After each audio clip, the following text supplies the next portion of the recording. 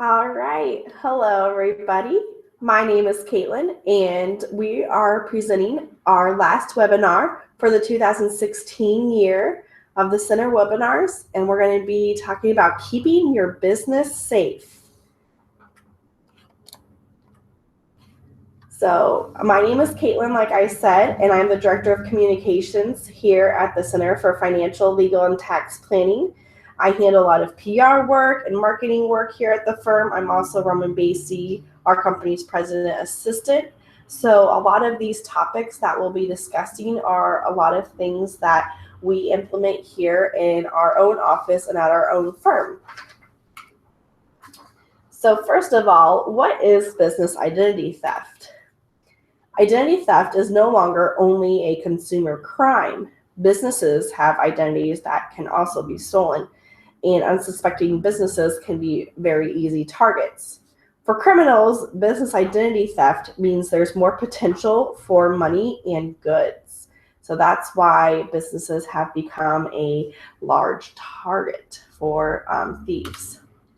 Business identity theft involves the actual impersonation of the business itself. It's not an information security breach or an incident involving the loss of confidential consumer information. It's information that the business possesses that is impersonated. So the business itself is being impersonated, not just its information. It can occur through the theft or misuse of key business identifiers and credentials, manipulation or falsification of business filings and records, and other related criminal activities against the business itself. So that's what business identity theft is. Generally, when you think of identity theft, you think of just the consumer one, where it's just your personal information, your social security, your credit card getting stolen, but businesses are also at risk. Key reasons of why businesses get targeted are larger bank account balances, easy credit and account opening, higher credit limits, larger purchases can be made with less scrutiny, minimal security, and easily available information. You were to search for your business on Google, I am sure you would be able to find a lot of information, address, who works there, yada, yada, yada. This information is more easily available than just your personal information generally. So after all this information, you may be thinking to yourself, oh my goodness, how do I keep my business safe? Well, with the help of some research, I have compiled some information and pointers of what you can do to keep your business safe. These are just things that you want to think about. Maybe you're already implementing them. Maybe you want to start implementing them, but these will just help prevent identity theft. They're just more roadblocks against those thieves who are trying to get your information. So first of all, we'll touch on bank accounts. Business and commercial bank accounts are covered by the Uniform Commercial Code. So you want to review your banking agreements because under the UCC, businesses have shorter reporting timelines, less protections, and higher liability for fraud than with consumer banking accounts. I'll let that sink in for just a little bit. I don't know how many of you actually read the term and conditions of anything that you're giving. If you're downloading a new version of iTunes on Apple, you just skip right to the end and press I agree, because that's what I do. But in these situations, you want to make sure you know everything that you are agreeing to with your bank account. Individual bank accounts also can shorten the fraud reporting timelines even further or disclaim certain obligations through amendments to their commercial banking agreements. So it's very important to know your bank's policies, as these can have a significant impact on your business's liability for fraudulent transactions. You also want to enact security and authentication controls to protect against fraudulent wire transfers and electronic transactions. You also want to monitor and reconcile your business accounts frequently.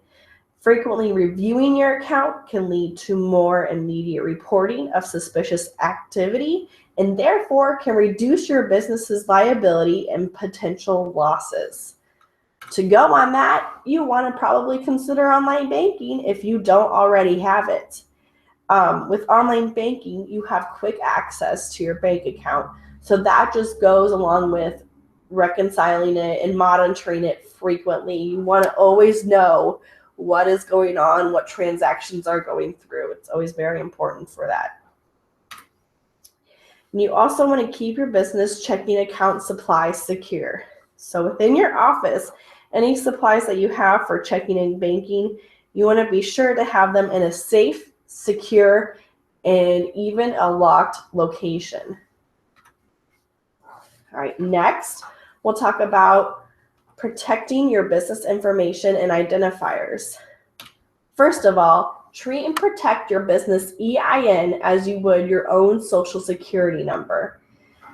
Using your EIN is a large way thieves can commit business identity theft fraud schemes, tax fraud schemes, and fraudulent access or open many types of business accounts. Your business EIN is essentially the social security number of your business. You don't want anybody knowing that. That does not need to know that. You want to keep that information in a secure place, and you want to limit the amount of people who know that information. You want to keep all documents containing business information or business identifiers in a safe and secure location. And you also want to securely shred old or unnecessary documents that contain your business information or business identifiers. If you are using an in-house shredder, make sure that it shreds your papers good and that they're not able to be reproduced. You also may consider getting a large distributor shredding resource.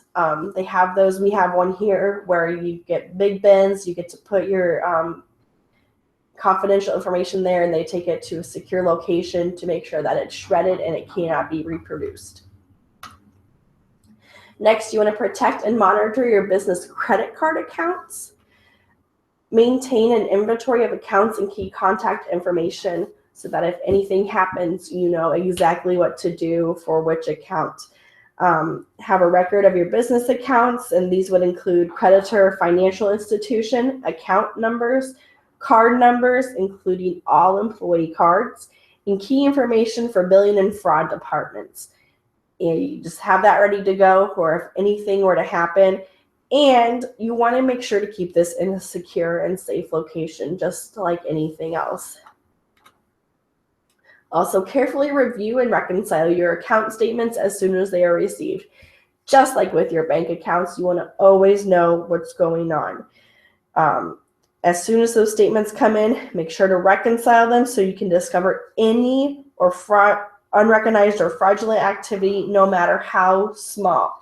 This is very important. According to businessidtheft.org, a common criminal tactic is to make a small purchase on a compromised card, typically $5 to $10, and wait to see if the fraudulent transaction is noticed before making any larger purchases.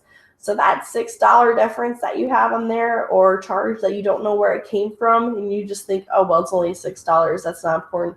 It is very important. So you want to, dispute any of those unknown charges. Next, you want to protect and review your business credit file. You want to review your business credit reports. You can go use Dun & Bradstreet, Equifax, Experian, or TransUnion. These organizations all offer business credit services. They also offer fee-based services to monitor your business credit file and alert you to any changes. There may be something going on out there that you are unaware of. Maybe somebody has opened a new credit card on you and you don't know it. And this will tell you what is going on. You also want to keep your business and personal finances separate. This just helps create ease with the confusion of anything that might be going on, It just really helps make things more simple. You got business for business stuff, personal for personal stuff. You just want to make sure to keep those separate. You also want to protect your business computers and networks. Restrict the use of your business computers to only business activities. Install and use regularly updated antivirus, anti-spyware, or internet security software, and secure your business's wireless network. Also, to go along with that, when putting in personal information online, always make sure you see the HTTPS://. This just means that you are on a secure and safe website and your information is not being able to be taken from somebody who's trying to take your information, basically. Also, you want to make sure you have encryption technology. Encryption, if you don't know, is just the most effective way to achieve data security. For reading an encrypted file, you must have access to a secret key or password that enables you to decrypt it. And encrypted data is called plain text. Encrypted data is referred to as ciphertext. This is just one more step to making sure that confidential information doesn't fall into the wrong hands. This is something that you can use for emails, especially like us. We have a law firm. Using encrypted emails is very important. Physical security. I know we've talked about these already, but just to reiterate, locking filing cabinets in your office, locking office doors, security cameras, and security alarms. These are all just one more way to make sure you are as secure as you can be and that any information doesn't fall into the wrong hands. So, we at the center just want to make sure that all business owners are prepared and are able to take caution against business identity thieves. Taking proactive actions could save you many future headaches. There's always a changing landscape when it comes to how to prevent identity theft. The U.S. and the Federal Trade Commission and other government entities run a website called On Guard Online, which I've included the website address right there. You can copy that down and check it out, which has several educational programs for adults and children regarding protecting your information online. While this is aimed more for consumer prevention, there are tips that correlate to businesses as well. The internet also provides numerous resources. You can Google business identity theft prevention or something of the like, and you can get all the resources you need. Keeping your business safe is one of the best things you can do for yourself, your employees, and your clients.